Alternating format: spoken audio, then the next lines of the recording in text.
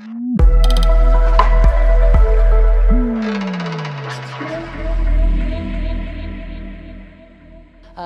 called my presentation putting Netflix and chill on the record. For those of you who don't know what that means, you'll have to Google it. But really, I'm just talking to you about what you should do about working time and rest.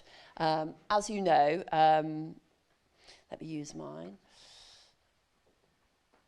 So the law changed about 2 years ago, just over now, in August 2020. There was a change to 561 of 2006, and when combined with the existing provisions, what that meant is that out-of-scope work had to be recorded. So whereas previously you only recorded other work within that duty period, so that's back to the last daily or weekly rest, since August 2020, that element has been removed from the European regulation. And the DVSA's interpretation of that is that this sort of opens up the time frame within which you have to record, or your drivers have to record, work, rest, POA, everything. Effectively now there is no time which is non-recordable, which as a driver may not present either a surprise or a problem. But if you are a very occasional driver, then it's going to present more of a difficulty. If you're someone who's only driving once a week or even once a month, then these provisions mean that recording of other work and rest have become very cumbersome. Now, we're only talking about this now because, as you probably know, not many operators, certainly in my experience, are either aware of it or complying with it. But that was the change, and it was one of the most significant changes, if not the significant change, since digital tachographs came into place. At the same time the regulations were changed, the DVSA changed the guidance note. That's the link for it there. They changed the guidance for HGV and bus and coach operators to reflect the fact that work, POA, rest, all has to be recorded.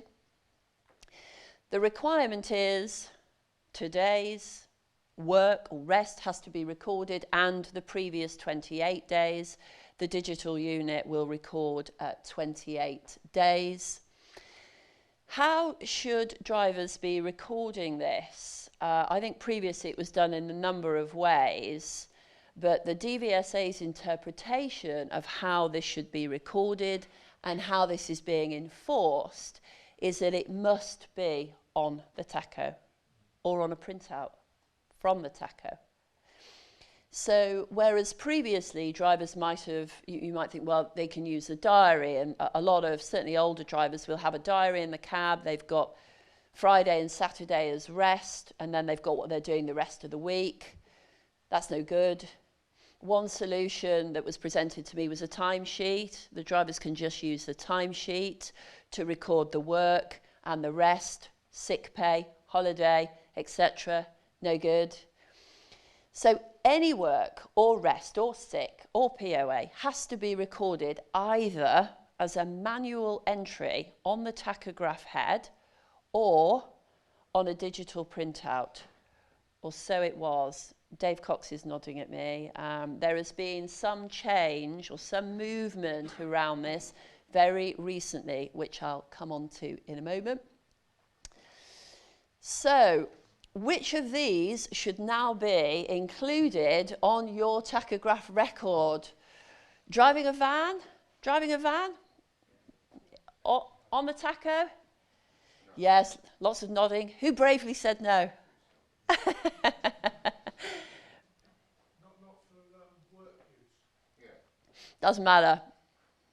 Doesn't matter. That's the point of this. So driving your own van at the weekend isn't rest. If you're moving, you know, if you're taking grandma to do her shopping in the van, you're still not working but resting. If it's your own van, like I drive a van.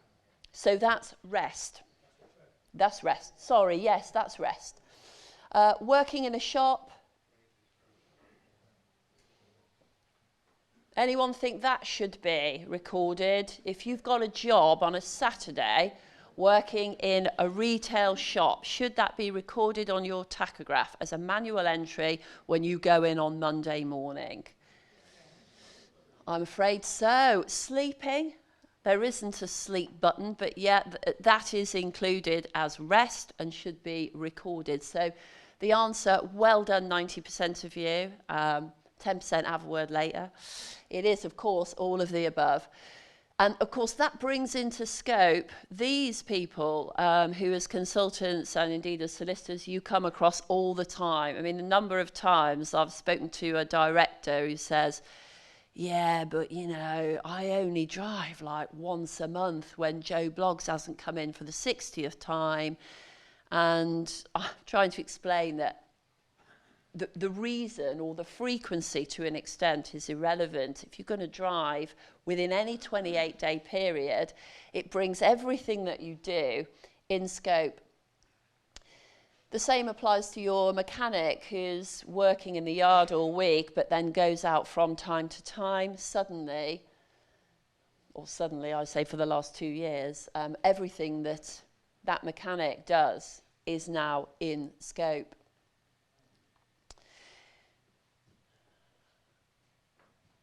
So what about these attestation forms? Who's heard of this? A few hands going up. So the international consideration has been around whether or not attestation forms would be acceptable. You can't, I'll come on to it on the next screen, but initially the thinking was that this would only be acceptable if there was a problem with recording it on the digital tachograph. But due to pressure from industry, that has been relaxed. And from last month, the DFT guidance is saying that they will now accept attestation forms. They've got to be properly completed, and they would generally be used where you want to record a block. So if you've got a whole week where you haven't done any driving, from 000 hours on Monday right through to midnight on Sunday, and you drive in the middle of the next week, you can record that previous week, fixed week as we know it, on block. That's a change because previously you had to have a record for every single day. Now you can record it on block, either by making a manual entry or on a printout or on one of these attestation forms. I think the easiest way of doing it, for those of you who are unfamiliar with manual entries, you know, most operators have a number of drivers who just cannot get to grips with that for whatever reason. The printout, they can do a printout. Of course, they have to identify themselves, not just their name. You know, you often get Joe or Bill. It's got to be his full name and either his driver license number or his driver card number. That's the form there. You can imagine having these bits of paper floating around the office. It's a bit of an administrative nightmare, I think. The guidance is that there's got to be one form for each activity. And the concern of the DFT, DVSA and other regulators is that although this has been approved of nationally, we don't know how that's going to be perceived internationally, so or certainly in Europe. So if you're driving outside of the UK and you're crossing into Europe and you're demonstrating your rest or your sick or your other work on these attestation forms, we don't know yet whether or not that's going to be acceptable. And so the guidance nationally is if you're only driving within the UK, you can use these forms. If you're going outside the UK and you want to be safe, you should probably record it on the tacho if you can. I'm going to give you a little example. This is actually the example from the DFT website. And it gives the example of a transport manager I mean, a more frequent example I come across is actually a director who jumps in a lorry from time to time, or so he says, and then you look at his records, he's actually driving most days. But yeah, so he hasn't driven for 3 weeks. Week 1, week 2, week 3. Midway through week 4, he goes out in a lorry. How is he going to record that? Well, the first 3 weeks, we know he can record on block. So he can either record that week on an attestation form or on a printout from the vehicle that he writes on. But for week 4, starting 000, Monday, through to Wednesday when he drives, he's got to do an individual record for that day. Does that make sense? Looks a bit like that. So he prints off, does his printout week 1, and he's putting Joe Bloggs, driver number, Monday to Friday, 40 hours, other work, open brackets, office. Monday to Friday, rest, 60 hours. Week 2, the same. Week 3, the same. And then he's come in scope, midweek, week 4. He's got to do a full record on TACO for that day and each of those previous days starting Monday. You might not like it, but does that make sense?